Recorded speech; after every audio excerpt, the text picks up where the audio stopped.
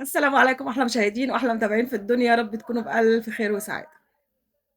خطة شيطانية مدروسة ومحبوكة ومترتبة ومتضبطة ومن جميع الأطراف، جميع الأطراف مشتركين فيها ضد الأهلي.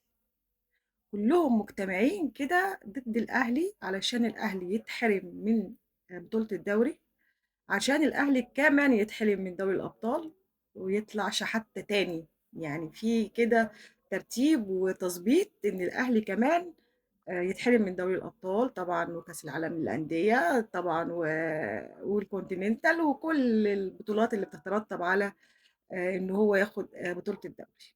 للأسف الشديد الخطة دي مش بس من لجنة الحكام أو رئيس لجنة الحكام الراجل الطيب ده لا، ده كمان من اتحاد الكورة.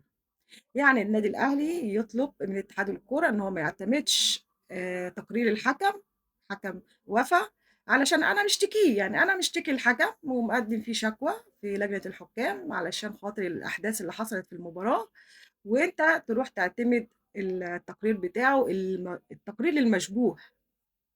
يعني الراجل حتى في التقرير ما قالش كل اللي حصل ولا قال كل الأحداث اللي حصلت بعد المباراة. اتكلم على إن كابتن سيد هدده، اتكلم على إن كابتن وليد صلاح بيزعق له وكان عايز يحتك بيه. على الرغم إن الراجل كلنا شفناه في الفيديو بيقول للعيبة لأ ما حدش يكلمه، يا شناوي ابعد يا تريزيجيه، وعمال يحوش في اللعيبة ويهدي الناس، حط رخر في الحكاية. ما اتكلمش مثلا على إنه زق تريزيجيه في صدره، ما اتكلمش على انه شتم حسين الشحات شتيمه لا تليق، ما اتكلمش على ده، اتكلم على اللي حصل اللي هو يبعد عنه الشبهه. وكمان علشان ما يبقاش حط اسامي الناس اللي شتمها وزقها في الموضوع، علشان بقى ما يجوش يطلعوش هم كمان يردوا ويعملوا له حكايه. اما بقى لجنه الحكام الموقره جابت الحكايه كلها على حكم الفي ار محمود عاشور. وتقريبا كده كابتن محمود عاشور ما بيعرفش يعمل مساج أعتقد.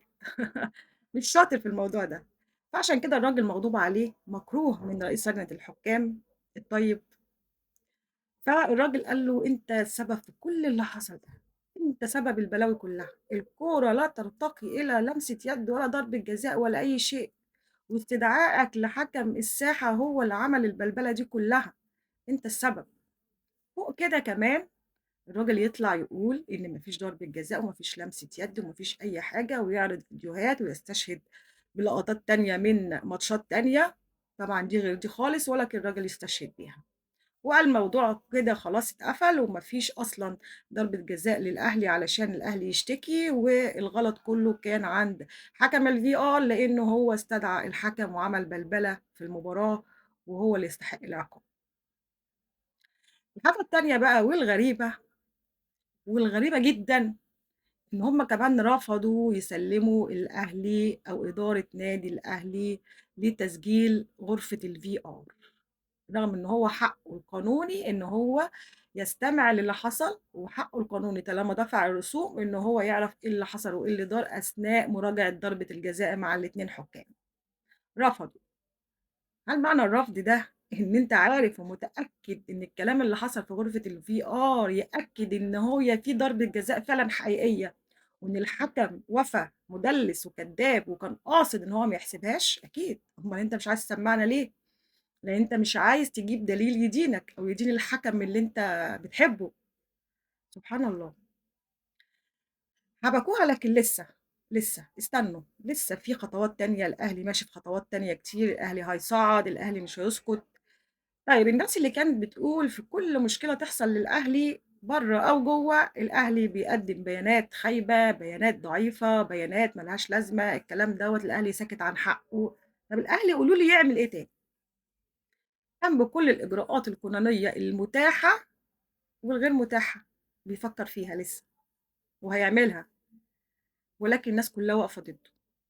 الحكام يطلعوا، رئيس لجنة الحكام يطلع يقول لك لأ، الناس رافضة تسلم الأهلي التسجيل، الكورة مش ضربة جزاء، حكم الساحة كان موفق جدا إن هو ما حسبهاش، حكم الفي ار هو اللي غلطان ما كانش لازم يبعت له، اتحاد الكورة يقبل تقرير الحكم ويثبّت الكلام اللي هو قاله، رغم إن الأهل شاكياه والمفروض إن هم يستنوا إن هو الشكوى أصلًا يتحقق فيها وبعد كده يقبل منه، ما يبقاش خصم وحَكَم في نفس الوقت، ولكن علشان نسبقها وعشان نبقى قدّام الرأي العام حطينا الأهل في وش المدفع وقفلنا عليه كل البيبان، لأ، ما ينفعش.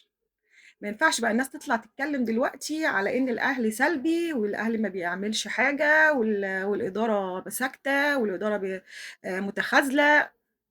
شوفوا بعينيكم واقروا المشهد واحكموا بعقولكم.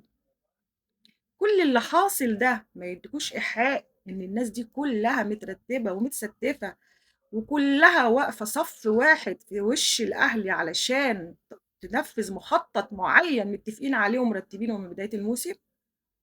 هل الأهلي دلوقتي في حاجة أثّر فيها؟ في سكة تانية أو طريق تاني كان ممكن يسلكه وما عملوش؟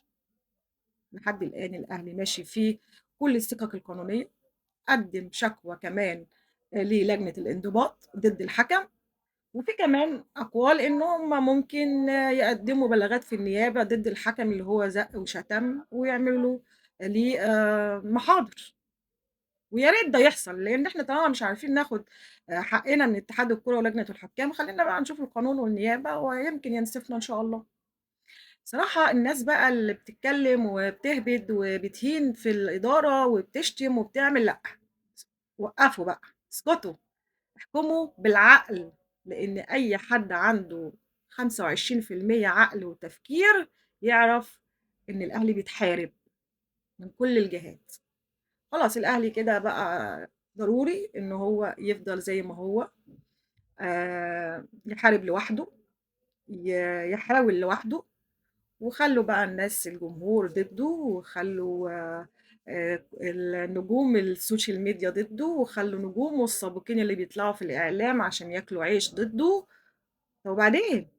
ما إحنا كده بنهد الكيان بإيدينا، إحنا بنساعد الناس دي إن هم يهدوا الكيان اللي إحنا بنحبه وبنعشقه واتربينا على حُبّه.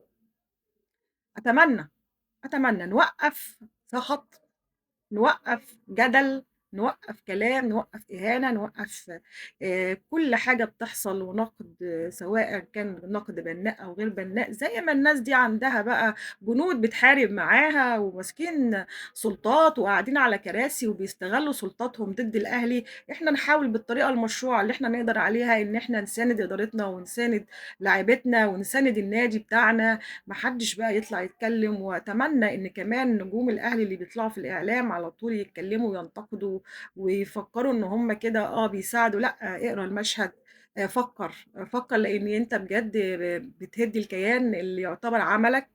الجمهور برضه ونجوم الميديا اللي هم عندهم صفحات كبيرة وقنوات كبيرة يحاولوا يفكّروا شوية ويغيّروا طريقة تفكيرهم وطريقة نقدهم وطريقة كلامهم، لإن أنتم شُفتوا الموقف اللي حاصل ده يثبت ويأكد لأ، إن الأهلي بيحاول بس مش قادر، ولمّا حاول واجتهد الناس كلّها واقفة ضده، وبيحاولوا بشتى الطرق إنه يوقّفوا له كل حاجة ممكن يعملها. للأسف الشديد إحنا في منظومة فاسدة جدًا، وكل الفساد مُنصَب على الأهلي علشان يضيّعوا منّه الموسم، علشان خلاص في ناس تانية بقى تستحق بقى إن هي تطلع وتظهر، ناس تانية محتاجة فلوس عايزة البطولات ديّة عشان تنعش خزينة النادي، ناس تانية عايزة تعمل تاريخ. أنتم عارفين طبعًا الزمالك وبيراميدز. الزمالك محتاجة إن هي بقى خلاص بعد اللي حصل والناس محتاجة تنعش الخزينة وتسِد الفلوس وتعمل الكلام دوّة، بيراميدز عايز يعمل تاريخ وعايز يعمل اسم وعايز ياخد بطولة أفريقيا عايز ياخد الدوري. سبحان الله، اجتهد واعمل ده بمجهودك، اعمل ده بمجهودك واوصل ليه علشان حتى تبقى سعيد، يبقى من جواك أنت حاسس إن أنت خدت ده بشرف بعرق بتعب. أتمنى طبعًا إن جمهور الأهلي والناس الإعلاميين الكبار يفكّروا، وحتى لمّا تيجي تعرض الموضوع بموضوعية وبشفافية، علشان أنت هتتسأل يوم القيامة على إنك قُلت كلام كدب أو تدليس أو حتى مش مقتنع بيه. أشوفكم على خير، تصبحوا على خير.